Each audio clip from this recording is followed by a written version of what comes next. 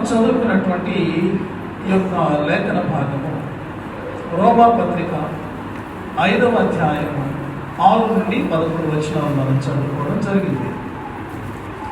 ప్రియమైనటువంటి వార్తన, మనము మండల కాలంలో ఉన్నాం.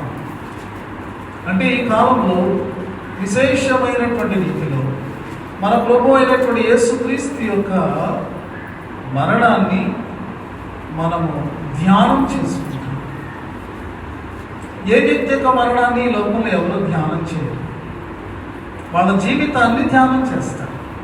ఈరోజు మనం రోసయ్య గారిని మనం జ్ఞాపకం చేసుకుంటామంటే వారి యొక్క లైఫ్ ఎలా గడిచింది అనేటువంటి విషయాలు మనం చూస్తాం. వారు ఎలా ప్రవర్తించారు, ఎలా వ్యవహరించారు, ఎలాంటి సంబంధ బాంధవ్యాలు కలిగి ఉన్నారని వారి యొక్క లైఫ్ని మనం జ్ఞాపకం చేసుకుంటున్నాం. కాబట్టి ఈ యొక్క కార్యక్రమానికి సెలబ్రేటింగ్ ద లైఫ్ అనేటటువంటి మాట కూడా ఈ మధ్యలో తరచూ వాడుతూ మనం చూస్తున్నాం. వారి యొక్క జీవితాన్ని జ్ఞాపకం చేసుకుంటూ దానికి సెలబ్రేషన్గా చేసుకోవడం అనేటటువంటిది. కానీ యేసు ప్రభు వారి విషయానికి వచ్చేటప్పటికి we celebrate his life and also we meditate upon his death. ఇది ఎవరి విషయంలో కూడా జరగదు. ఎవరు కూడా ఎవరి మరణాన్ని కూడా ధ్యానం చేయరు. కానీ పరిశుద్ధ గ్రంథాన్ని మనం తెరిచినప్పుడు, లేఖనాన్ని మనం తెరిచినప్పుడు యేసు ప్రభు యొక్క మరణాన్ని గురించినటువంటి విశేషత, వివరణ చాలా అధికంగా మనము గమనిస్తాము. ప్రియమైనటువంటి వాళ్ళని ఎందుకు ఇలాగా అని మనం ఆలోచన చేయాలి. మనమందరము కూడా పుడుతున్నాము. we were born in this world. మనం పుట్టాము ఈ లోకంలో. అయితే మనం వినేటటువంటి మాట ఏమిటి? సూక్తి అంటే పుట్టినది గిట్టగా మానదు. మనం పుట్టాం కాబట్టి చనిపోవాలి తప్ప. ఇది ఈ లోక నియమం. కానీ మనం చనిపోవడానికి పుట్టలేదు. We were not born to die. We were born to live. మనం కొద్దికాలం జీవించడానికి వచ్చాం. ఆ జీవిత కాలం పూర్తయిన తర్వాత మన ప్రమేయం లేకుండానే మనం ఈ లోకంలో నుండి మనం మరణిస్తాం. లేకపోతే లోకంలో నుండి మనం నిష్క్రమిస్తాం. మరణం అనేటటువంటి ఒక అనుభవం ద్వారా. ప్రియమైనటువంటి వాళ్ళ యేసు ప్రభు అలా కాదు. ఆయన విషయం అలా కాదు. ఆయన గురించినటువంటి మరి యొక్క సువార్తను మనము చదివినా విన్నా మనకేమీ కనబడుతుంది అంటే he was born to die. ఆయన మరణించు నిమిత్తము జన్మించాడు. The purpose of his coming into this world is to die. ఆయన లోకంలోనికి ప్రవేశించినటువంటి కారణము, ఉద్దేశం ఏమై ఉన్నది అంటే మరణించు నిమిత్తం. చాలా విచిత్రమైనటువంటిది. అంటే ఆయన మరణము ఎంత మర్మమైనటువంటిది, ఆయన మరణము ఎంత ప్రాముఖ్యమైనటువంటిది, ఆయన మరణము ఎంత మనము దానిని ఆలోచించాల్సినటువంటి మరి అవసరం ఉన్నదో మనం గమనించాలి. ఇక్కడ వ్రాయబడి ఉన్నది, క్రీస్తు చనిపోయాను, లేకపోతే క్రీస్తు మన కొరకు చనిపోయాను. These words are repeated again and again in the scriptures. సారికి అవి ఎందుకు అవి మరలా చెప్పబడ్డాయి మనం ఆలోచించాలి. లోకానికి సిలువ వెర్రితనంగా ఉంటుంది. సిలువ వేయబడినటువంటి యేసుక్రీస్తుని చూస్తే ఈయన ఇలా చనిపోయాడు, ఈయన ఎందుకు దేవుడిగా కొలుస్తున్నారు అని లోకం అనుకుంటుంది. సిలువను కూర్చున్నటువంటి వార్త ఇదిగో నశించుచున్న వారికి వెర్రితనముగా అది ఉన్నది. ప్రియమైనటువంటి వాళ్ళ కానీ మరి అది నిజంగా వెర్రితనమా, లేకపోతే అది ఓటమియా, లేకపోతే అది దేవుడని మనం అనుకుంటున్నటువంటి దేవుని యొక్క చేతగానితనమా ఆలోచించాల్సినటువంటి అవసరం ఉంది. ఒక సిలువ వేయబడినటువంటి ఒక క్రీస్తు ప్రభు యొక్క ఆ సిలువ ముందు ఒక భక్తుడు తల వంచుకొని ఎందుకు ఉంటాడు అంటే ఆ యొక్క సిలువ మరణములో ఏదో చాలా గొప్ప సంగతి ఇమిడి ఉన్నదన్నమాట. ఆ యొక్క సంగతిని మనం తెలుసుకున్నప్పుడు మనము కూడా ఆ సిలువ ముందు శిరము వచ్చి ఆయనకు నమస్కారం చేస్తాం. ప్రియమైనటువంటి వాళ్ళరా, మానవ బ్రతుకు ఎలా ఉన్నది ఈ లేఖనంలో 4 మాటలు వాడబడ్డాయి. మనిషి బలహీనుడిగా ఉన్నాడట. He's week. వీక్ అంటే అర్థం శారీరకమైనటువంటి బలహీనత అని కాదు. అతను ఎలాంటి స్థితిలో ఉన్నాడంటే తనకేం కావాలో, తను ఎటువంటి అవసరతలో ఉన్నాడో కూడా ఎరుగనటువంటి స్థితిలో ఉన్నాడు అనమాట. That is the weakness. He doesn't know what he needs, but he is in need. ఒక చాలా గొప్ప అవసరతలో ఉన్నాడు, కానీ అలాంటి అవసరత కలిగిన స్థితిలో ఉన్నాననేటటువంటి గ్రహింపు కూడా లేనటువంటి ఒక అజ్ఞాన దశలో ఉన్నాడు అనమాట. That is the weakness.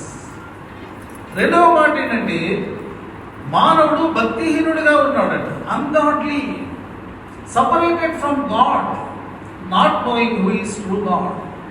దేవుని నుండి వేరు చేయబడిన వాడుగాను, నిజమైనటువంటి దేవుడు ఎవరో ఎరుగనటువంటి వాడుగాను ఉన్నాడు. నిజదేవుని ఎరగకుండా ఉంటే మరి ఆ దేవుని భక్తి లేకపోతే అది భక్తిహీనమైనటువంటి స్థితియే కదా. మూడవ మాట ఏమన్నాడు అంటే ఇక్కడ ఈ యొక్క వాక్య భాగంలో ప్రతి మనిషి కూడా పాపి అని రాయబడి ఉన్నది. పాపి అంటే అర్థం ఏమిటి అంటే అతను ఏ లక్ష్యంతో జీవించాలో ఆ లక్ష్యాన్ని చేరుకోలేకపోతున్నాడు. పాపం అనేటటువంటి దానికి ఉన్నటువంటి అర్థం ఏంటంటే మిస్సింగ్ ద మార్క్ అనే అర్థం ఉంది.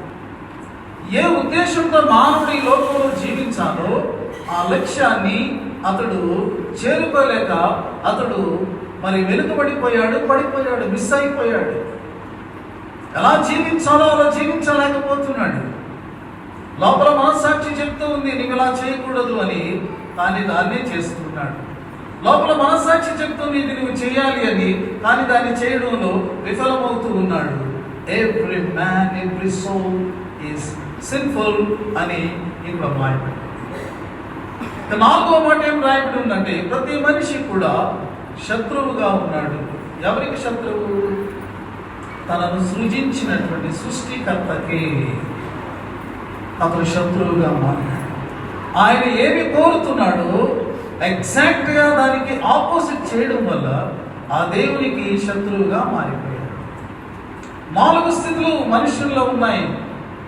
అతడు బలహీనుడు, భక్తిహీనుడు, పాపము చేసిన వాడు, శత్రువు. ఇలాంటి వ్యక్తి మీద ఏమిటి ఉన్నది అంటే ఈ వాక్యంలో రాయబడి ఉన్నది దేవుని యొక్క ఉగ్రత ఉన్నది. Every human being is under the wrath of God.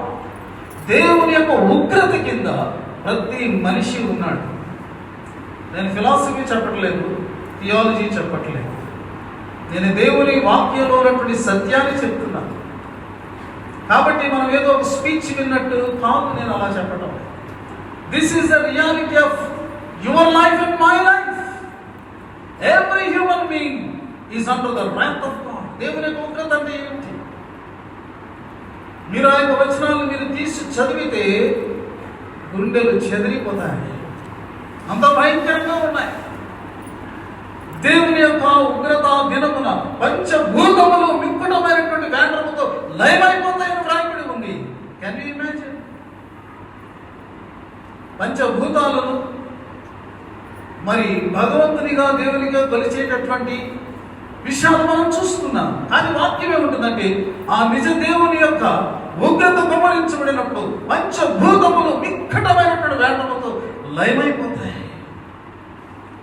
అగ్ని రగులుకొని మరి వీటన్నిటినీ కూడా అది దహించి వేస్తుంది అని వ్రాయబడి. ఇదిగో ఆ యొక్క సింహాసన అధిపతి అలాగే గొర్రెపుల యొక్క ఉగ్రత దినమున భూమి మీద ఉన్నటువంటి రాజులు, సహస్రాధిపతులు, అధికారులు, వాట్ ఎవర్ యు నేమ్, వాళ్ళు ఈ లోకంలో ఏ స్థాయిలో ఉన్నటువంటి వారైనా టాప్ టు బాటమ్ గుహల దగ్గర పరిగెత్తుకెళ్తారట, కొండల్లోనికి పరిగెత్తారట, పర్వతాల్లోనికి పరిగెత్తుకుని వెళ్తారట. మమ్మల్ని దాచేయండి, మేము ఆ దేవుని కనబడకూడదు, ఆ దేవుని యొక్క ఉగ్రత నుండి మేము తప్పించుకోవాలనుకుంటున్నాము, మమ్మల్ని కాపాడండి అంటే ఈ లోకంలో ఏది కూడా వారిని దాచలేనటువంటి పరిస్థితి. Can you understand the wrath of God? దాన్ని మనం ఊహించలేమండి. ఆ వచనాలు ఎన్నో వచనాలు ఉన్నాయి. పరిశుద్ధులైనటువంటి దేవుడు, నీతిమంతులైనటువంటి దేవుడు, రోషము కలిగినటువంటి దేవుడు, ఉగ్రతధారిగా ఉన్నటువంటి దేవుడు అని మనం తెలుసుకోవాలి. ప్రియమైనటువంటి వారు, దీని నుండి తప్పించబడటం ఎలాగా? Is there any way? Is there any way? ఏదైనా మార్గం ఉన్నదా? ఏదైనా స్కోప్ ఉన్నదా? ఏదైనా అసలు అవకాశం ఉన్నదా? మానవ మతాలు వివిధమైనటువంటి విషయాలను చెబుతూ ఉన్నాయి. దైవ గ్రంథం అయితే ఏముంటుందంటే, మనుషులు ఒక్కసారి మృతి పొందవలెను, ఆ తర్వాత తీర్పు జరుగును. There is only one life. Don't think there are many lifes. According to Bible there is only one life. ఒకటే జీవితం, ఒకటే అవకాశం. ఈ జీవితంలో నీవు ఎలా జీవిస్తావో దానిని బట్టి తీర్పులో నీవు నిలుస్తావు, నీకు తీర్పు విధించబడుతుంది. ప్రియమైనటువంటి వాళ్ళరా, అయితే శుభవర్తమానం ఉన్నది. There is good news. There is good news. అదేమిటి అంటే, ఈ వాక్యంలో రాయబడి ఉన్నది, ఏలయనగా మనం ఇంకనూ బలహీనులమై ఉండగా, భక్తిహీనులమై ఉండగా, మనం ఇంకనూ పాపులమై ఉండగా క్రీస్తు మన కొరకు చనిపోయాడు. Wages of sin is death అనే మాట బైబిల్ గ్రంథం చాలా ఖచ్చితంగా తెలియజేస్తుంది. పాపం వల్ల వచ్చు జీతము మరణం. పోన్లే, దేవుడు దీన్ని క్షమించేస్తాడు, దేవుడు తీసేస్తాడు, దేవుడు దీన్ని పట్టించుకోలే అని మనం సమర్థించుకోవచ్చు. కానీ దేవుడు అలా సమర్థించుకోడు. ఎందుకంటే దేవుడు ఎప్పుడైనా ప్రమాణం చేస్తే నా పరిశుద్ధత తోడని ప్రమాణం చేస్తాడు. That is the highest standard. ఆయన యొక్క ఉన్నతమైన ప్రమాణము, ఆయన యొక్క ఉత్తమమైనటువంటి ఆయన యొక్క గుణమే పరిశుద్ధత. కాబట్టి wages of sin is death. అయితే ప్రియమైనటువంటి వాళ్ళారా, ఈ వాక్యంలో మనకేమి చెప్పబడుతుందంటే, ఏలైనగా మనం ఇంకనూ బలహీనమై ఉండగా క్రీస్తు మన కొరకు చనిపోయాడు. భక్తిహీనులమై ఉండగా క్రీస్తు మన కొరకు చనిపోయాడు. పాపులమై ఉండగా ఆయన మన ఎడల తన ప్రేమను వెల్లడి చేసి ఆ ప్రేమను బట్టి మన కొరకు చనిపోయాడు. మనం ఇంకనూ శత్రువులమై ఉండగా ఆయన తన రక్తమును మన కొరకు కాంచాడు. Why Jesus was born to die. ఆయన మరణించు నిమిత్తమే జన్మించారని నేను చెప్పాను కదా. పాపుల నిమిత్తమును, బలహీనుల నిమిత్తమును, భక్తిహీనుల నిమిత్తమును, శత్రుల నిమిత్తమును వారి మరణమును తన మీద వేసుకుని ఆ మరణపు శిక్షను, ఆ పాపపు శిక్షను అనుభవించు నిమిత్తము ఆయన మరణించుటకు వచ్చెను. ఆయన శరీర ధారణ యొక్క అతి ప్రాముఖ్యమైనటువంటి ఉద్దేశము ఇదేనండి. అది సిలువలో ఆయన బహిరంగముగా ఆ యొక్క కల్వరి కొండ మీద లోకము అందరి ఎదుట ఆయన బహిరంగముగా పొందినటువంటి మరణం. Before the world he died. His death was not a secret.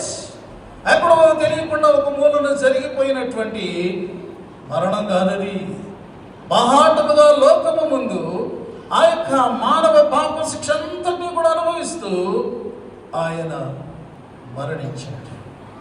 ఈ మరణాన్ని ఏమన్నారంటే త్యాగం అన్నారు, బలిదానం అని అన్నారు. ఇది ఆయన ఇష్టపూర్వకంగా, స్వచ్ఛందంగా ఆయన తీసుకున్నటువంటి మరణం. ప్రియమైనటువంటి వాళ్ళ, హీ వాజ్ నాట్ ఫోర్స్డ్. ఆయనను ఎవరో బలవంతం చేయలేదు. మనం అనుకుంటాం రాడు వారు ఆయన పట్టుకున్నారని. కానీ గెత్సేమనే తోటలో మనం చూస్తే వారందరూ ఆయన దగ్గరికి వచ్చారు. ఆయన అడుగుతున్నారు, మీరు ఎవరు వెతుకుతున్నారు? మేము నజరేయుడైన యేసును వెతుకుతున్నాం. అలాగే ఆయన అక్కడ ఉన్నాడని చెప్పి ఈయన చెట్టు పక్క నుంచి వెళ్ళిపోయాడండి. మీరు వెతుకుతున్నటువంటి నజరేయుడైన యేసును నేనే అనగానే వాళ్ళందరూ ఏమయ్యారో తెలుసా? వాళ్ళు వెనక్కి తగ్గి నేల మీద పడ్డారని రాయబడింది.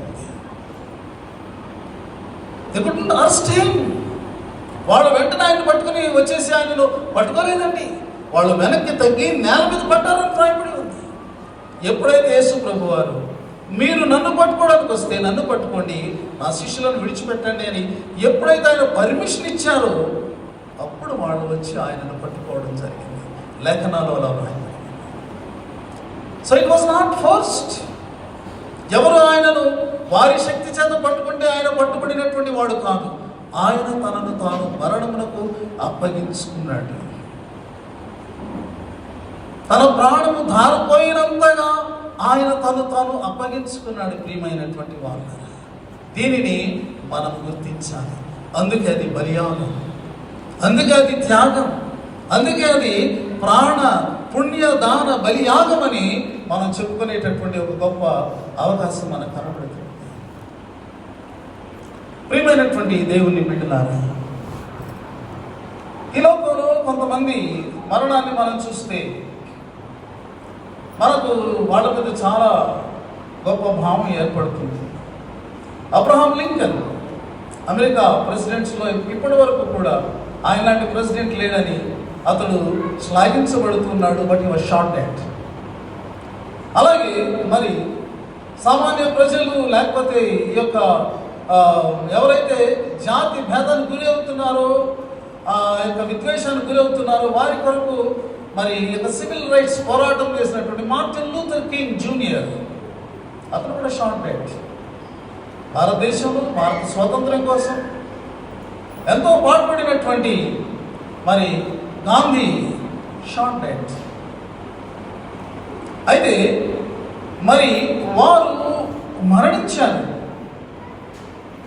అయితే వారి మరణాన్ని ఏమన్నారు అంటే దే ఆర్ అసాసినేటెడ్. వారు హత్య గావించబడ్డారు. It was not voluntary. వారేదో స్వచ్ఛందంగా మేము మరణిస్తామని ఆ మరణాన్ని స్వీకరించిన వారు కాదు. వాళ్ళు అనుకోలేదు. అనుకోకుండా వారు హత్యకు గురయ్యారు. అయితే వారి మీద మనకున్నటువంటి గౌరవాన్ని బట్టి, వారు చేసినటువంటి ఆ యొక్క గొప్ప పనిని బట్టి, అంతకుముందు చేసిన కార్యాలను బట్టి వారు దేశం కోసం ప్రాణం పెట్టారని మనం అంటాం. అది స్వచ్ఛంద మరణం కాదు. ఇటువంటి వారిని మనం తప్పకుండా గౌరవిస్తాం. కానీ whereas the death of Jesus is just voluntary.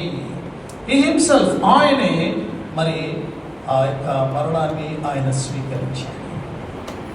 ప్రియమైనటువంటి వారులారా, మనం పరిగెత్తుకెళ్ళి యేసయ్యా నేను బలహీనుడయ్యా, భక్తిహీనుడయ్యా, పాపినయ్యా, నా కొరకు చనిపో అని అడిగిన తర్వాత ఆయన చనిపోయారు. అలా అడగాలని కూడా మనకు తెలియదు. దానికి మునిపి while we were yet sinners, while we were yet weak and ungodly and enemies, ఇంకా ఆ స్థితిలోనే ఉన్నాం మనము. దానికి ముందుగానే మన ప్రభువు మనల్ని ప్రేమించి ఆయన మనకు రక్షణ సిద్ధపరచు నిమిత్తము ఆయన శిలువలో మరణించాడు. ఆయన శిలువ మరణంలో మన పాపములన్నిటినీ కూడా ఆయన మోసాడు. కాబట్టి మన మీద ఉన్నటువంటి పాపపు శిక్ష అది తొలగిపోయింది. That is the purpose. To forgive you, to cleanse you, to remove all your sin and make you worthy for heaven. నీ పాపాన్ని క్షమించి ప్రాయశ్చిత్తం చేసి దాని నుండి నిన్ను విడుదల చేసి నిన్ను పవిత్రపరిచి నిత్య రాజ్యానికి, పరలోక రాజ్యానికి నిన్ను నన్ను కూడా యోగ్యులుగా చేయ నిమిత్తము ఈ మరణము. ఎప్పుడైతే ఒక వ్యక్తి యేసు ప్రభు దగ్గరికి వచ్చి, ప్రభువా నేను బలహీనుండి, భక్తిహీనుండి, నిజమే నేను పాపిని, నీకు శత్రువుగా జీవించిన వాడును, అయితే ఈరోజు నేను తెలుసుకుంటున్నాను నీవు నా కొరకు మరణించేవని నేను విశ్వసిస్తున్నానని ఎవరైతే వినయమైన మనసుతో విశ్వాసంతో ఆయన వైపు చూస్తారో ఆ రక్షణ కార్యము వారి జీవితంలో ఫలించి ఇంత దేవుని యొక్క మహోగ్రత నుండి వారు తప్పించబడతారు. అది ఆయన మరణం యొక్క విశేషత. ప్రియమైనటువంటి వాళ్ళు, అయితే మరణించినటువంటి ప్రభు అలా ఉండిపోయాడా? మన మండల కాలంలోనే ఉన్నాం, కానీ మండల కాలంలోనే ఉండిపో కదండి. వాట్ ఫాలోస్ ది లెంట్, ఈ యొక్క మరి శ్రమ, సిలువ, మరణము, అక్కడితో మనం ఆగిపోం. చాలా మంది సిలువ దగ్గర ఆగిపోతారు. ఆగిపోయి చూడండి అని అలా చచ్చిపోయాడు అంటారు. సిలువగా వచ్చినటువంటి నీవు ఒక్క 4 అడుగులు అవతలకేస్తే నీకేం కనపడుతుందో తెలుసా? ఒక తోట కనిపిస్తుంది. ఆ తోటలో ఒక సమాధి కనిపిస్తుంది. ఆ సమాధి ఈరోజు ఖాళీగా ఉంది. ఎందుకంటే ఆయన పెట్టబడినటువంటి ఆ యొక్క సమాధి ఖాళీ అయింది. ఆయన కొరకు సమాధి ద్వారం తొలగిపోయింది, ఆయన సజీవుడిగా బయటకు వచ్చేసాడు. The one who died for you is not still in the grave. No. He is risen. ఆయన లేచి ఉన్నాడు, ఆయన నిరంతరము కూడా జీవించి ఉన్నాడు. అందుకని భక్తుడు అన్నాడు, as a lamb Christ died for us. As a shepherd, he is living for us. ఒక గొర్రె పిల్లగా, బలియాగముగా, బలిదానముగా సిలువలో, ఆ సిలువ బలిపీఠం మీద ఆయన బలి అర్పణ అయిపోయాడు, చనిపోయాడు. కానీ ఒక కాపరిగా ఆయన నేడు మరణమును జయించిన వాడై, పునరుద్ధానుడై ఆయన సజీవుడై ఉన్నాడు. ఈ కాపరి నిన్ను నడిపించే కాపరి. మరణం వరకు సదాకాలము నిన్ను నడిపిస్తాడు ఈ లోకంలో. మరణం దాటిన తర్వాత ఆ కాపరి జీవజములు బుగ్గ నిన్ను తీసుకుని వెళ్ళి నీ యొక్క ప్రతి కన్నీటి బాష్పం మీదను తుడిచివేసి నిత్యమైనటువంటి ఆదరణతో ఆయన సంతోషంతో నింపుతాడు. ప్రియమైనటువంటి వారులారా, ఈ కాలంలో దీనిని మనం జ్ఞాపకం చేసుకుంటున్నాం. మన ప్రియులను మనం జ్ఞాపకం చేసుకుంటున్నప్పుడు, మన ప్రియమైనటువంటి రక్షకుడిని మనం జ్ఞాపకం చేసుకుంటే, ఇదిగో మన మరణ దినం ఆసన్నమైనప్పుడు, మనం ఈ లోకాన్ని దాటిపోయేటటువంటి పరిస్థితి ఆసన్నమైనప్పుడు చింత లేదు, బెంగ లేదు, మనకు ఏ విధమైనటువంటి భయము లేదు, మనకు నిరాశ లేదు. We're with full of hope. ఈ నిరీక్షణతో మనం ఉన్నాం. కాబట్టి రాత్రి ఇట్టి నిరీక్షణతో మనం జీవించాలని, ముందుకు వెళ్ళాలని నేను కోరుతున్నాను. అలాంటి నిరీక్షణతో ప్రతి ఒక్కరము కూడా ప్రభువు రాక కొరకు, లేకపోతే మన యొక్క మరణమేమో, దాని కొరకు మనం సిద్ధపడాలని కోరుతూ కొద్ది మాటలు ముగిస్తున్నాను. ఆత్మదేవుడు మన వినికిడిలో యొక్క వాక్యాన్ని ఫలింపచేయునుగాక. ఆమేన్.